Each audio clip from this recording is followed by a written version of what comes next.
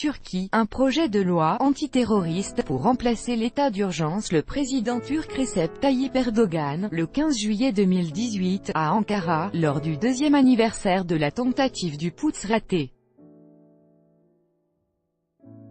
Reuters, Ümit Bektas en Turquie, l'état d'urgence instauré au lendemain du coup d'État manqué du 15 juillet 2016 prendra fin ce mercredi soir 18 juillet.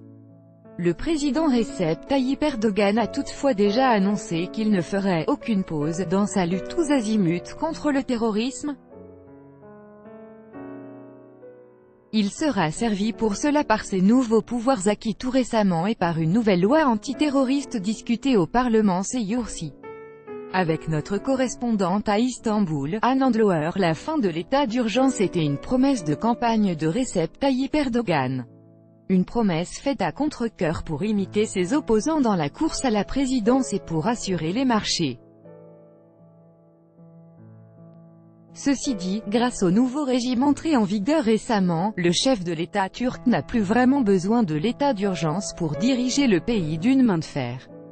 D'abord, il peut désormais émettre des décrets présidentiels qui n'ont rien à envier aux décrets-lois d'état d'urgence.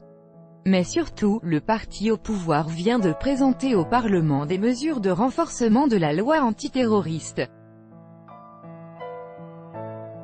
La durée maximale de garde à vue sera désormais de 12 jours contre 14 jours sous l'état d'urgence et 5 jours auparavant. Les préfets pourront restreindre les déplacements de personnes jugées à risque pour l'ordre public ou la sécurité. Des milliers de fonctionnaires ne pourront certes plus être limogés par décret-loi, mais pendant les 3 prochaines années, chaque ministre pourra licencier, sans autre forme de procès, les employés jugés suspects au sein de son ministère.